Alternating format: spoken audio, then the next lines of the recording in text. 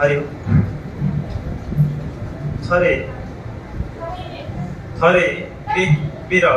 सिकंदर से राज्य जय कर फेरुते आउ स्वागत करने सारा नगर लोक रास्ता कड़े छिड़ा होते से नतमस्तक हो छिड़ा तो यही समय रास्तार किसी जन फकीर जाऊे से कथा को भ्रुक्षेप नक निज मन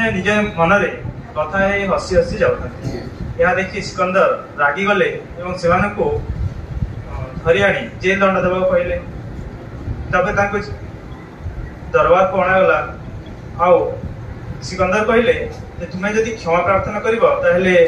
तुमको छाड़देवी किंतु से क्षमा प्रार्थना कर हसी हसी कहले जे आमे माने भगवान आमको समर्पण कर देचु